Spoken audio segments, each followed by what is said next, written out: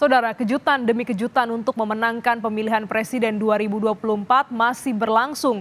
Setelah Golkar dan Partai Amanat Nasional bergabung bersama Gerindra dan Partai Kebangkitan Bangsa 3 pekan lalu, giliran PKB yang menerima ajakan Nasdem untuk bergabung dengan koalisi pengusung bakal calon presiden Anies Baswedan. Partai Kebangkitan Bangsa memutuskan keluar dari koalisi bersama dengan Gerindra, Golkar, dan Partai Amanat Nasional yang mengusung bakal calon presiden Prabowo Subianto. Partai Amanat Nasional. PKB menerima tawaran koalisi Partai Nasdem yang telah mengusung bakal calon presiden Anies Baswedan. Padahal, koalisi bakal capres Prabowo baru saja menandatangani deklarasi kesepakatan 4 partai Ahad 3 pekan yang lalu di Museum Perumusan Naskah Proklamasi. Meski sudah menandatangani, sinyal PKB akan hengkang dari koalisi sudah tampak sejak beberapa waktu lalu. Yakni saat Gerindra dan PKB masih berkoalisi berdua. Ujung pangkalnya, Prabowo masih belum menetapkan bakal calon wakil presiden meski sudah setahun bersama. PKB berharap Ketua Umumnya Muhaimin Iskandar yang menjadi bakal cawapres mendampingi Prabowo. Puncaknya, di acara ulang tahun ke-25 pada Senin malam, Prabowo masih juga belum menentukan siapa yang jadi bakal cawapresnya. Saya yakin bahwa Pak Jokowi seorang patriot yang memikirkan rakyat dan bangsa Indonesia. Dan pemikiran-pemikiran beliau benar dan berhasil sampai sekarang. Dan untuk itulah saya sepenuh hati, saya ingin teruskan perjuangan beliau dan bersama tim kita, tadi kita berembuk, para ketua umum tadi berembuk walaupun sebentar, ya Pak Zul, Pak Erlangga, Gus sama Profesor, kita sepakat koalisi kita beri nama Koalisi Indonesia Maju. Sinyal pun semakin kuat saat Caimin tak tahu perubahan nama koalisi. Dari Kebangkitan Indonesia Raya menjadi Indonesia Maju. Prabowo mengumumkan nama koalisi di acara ulang tahun Partai Amanat Nasional. Ya, saya baru dikasih tahu tadi Pak Prabowo bahwa koalisinya namanya Koalisi Indonesia Maju. Tentu saya akan lapor ke partai bahwa perkembangannya sudah berubah, berarti KKIR dibubarkan dong. Nah, saya nggak tahu, saya akan lapor ke partai dulu. Saya nggak tahu, bahkan saya baru dikasih tahu. Tapi setuju masa di Indonesia Maju? Apa? Dilibatkan nggak sih sekarang? Oh, nggak terlalu penting itu. Yang penting saya harus mempertanggungjawabkan ke partai saya. Dan inilah momen tambahannya. Rangkulan erat Prabowo tak berbalas rangkulan Caimin. Caimin lebih bergerak merangkul Ketua Umum Golkar Erlangga Hartarto dan diikuti oleh Prabowo yang ikut merangkul keduanya. Penjelasan hengkangnya PKB sudah diungkapkan Adi Prayitno, analis politik Universitas Islam Negeri Syarif Hidayatullah pada Rabu lalu, sehari sebelum tawaran Nasdem diterima PKB.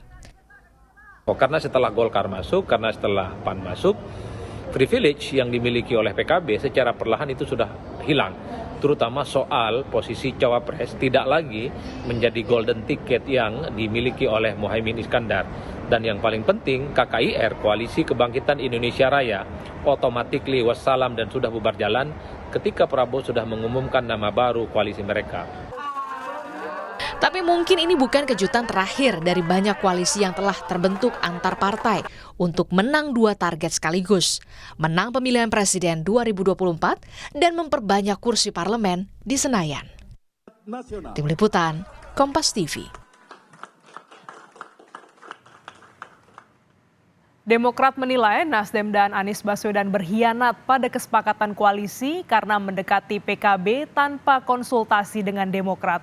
Termasuk informasi menawarkan kursi bakal cawapres untuk Ketua Umum PKB Muhaimin Iskandar. Santer sudah informasi yang berembus sejak Kamis petang bahwa Anies Baswedan bakal berpasangan dengan Muhaimin Iskandar alias Caimin sebagai bakal calon presiden dan bakal calon wakil presiden 2024. Demokrat, koalisi Anies sebagai bakal capres, marah dengan keputusan Anies dan Ketua Umum Partai Nasdem, Surya Paloh, yang mendekati Partai Kebangkitan Bangsa dan Caimin ketua umumnya. Bahkan menawarkan posisi bakal cawapres mendampingi Anies. Tidak menduga bagaimana teman-teman Nasdem dan Mas Anies bisa di belakang kami bersekongkol membuat koalisi baru. Ini koalisi baru. Kenapa? Karena di surat perjanjiannya yang kami tahu itu adalah Nasdem dan PKB bersepakat mengusung Mas Anies dan Caimin. Ya, bagi kami ini tentu bagian dari pengkhianatan terhadap koalisi perubahan, karena komitmen kita kan semua setara dan sejajar, sudah ada 6 pasal di dalam koalisi itu, semua kita komunikasikan dengan baik, bukan malah bersekongkol atau diam-diam di belakang. Dan kini ada istilah pengkhianat disematkan kepada Nasdem dan Anies. Ya, kemarahan Demokrat muncul lantaran sepekan sebelumnya Anies datang bersilaturahmi dengan Ketua Majelis Tinggi Demokrat Susilo Bambang Yudhoyono untuk mengeratkan koalisi perubahan untuk persatuan yang dibangun bersama Nasdem dan Partai Keadilan Sejahtera. Bahkan dalam banyak kesempatan Anies dan Ketua Umum Demokrat Agus Harimurti Yudhoyono senantiasa tampil berpasangan di depan publik. Surya Paloh, Ketua Umum Partai Nasdem, menanggapi dengan tenang kemarahan Demokrat. Surya malah meminta kesabaran publik karena bergabungnya Caimin dan PKB masih dalam proses. Pak Muhaimin Iskandar Mendampingi Pak Anies sebagai cawapres. kemungkinan ke arah itu bisa saja terjadi. Tapi saya pikir belum terformalkan sedemikian rupa sampai menit ini. Jadi kita tunggu perkembangan 1-2 hari. Tapi kan responnya Demokrat nih cukup keras ya, mengatakan pengkhianat. Nah misalnya Demokrat memilih untuk keluar dari koalisi perubahan. Tanggapannya bagaimana? Saya hormati. Apalagi yang saya harus katakan? Kalian lihat kira-kira model saya ini kira-kira ada bakat sebagai pengkhianat atau tidak, kan itu aja. Tapi saya hormati itu.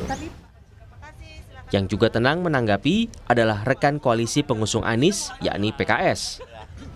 Demokrat kayaknya marah besar banget nih terhadap. Husnuzon dulu aja, masih tahap awal kok. Bentar lagi akan diumumkan. Pokoknya husnuzon dulu. Kemana arah koalisi pengusung Anies kemudian dalam 2 hari hingga akhir pekan mungkin sudah bisa diperoleh jawabannya. Tapi setelah ini, apakah masih ada kejutan dalam koalisi Pilpres? Publik masih harus bersabar hingga 25 November 2023. Batas akhir pendaftaran bakal Capres dan Cawapres 2024 di Komisi Pemilihan Umum. Tim Liputan, Kompas TV.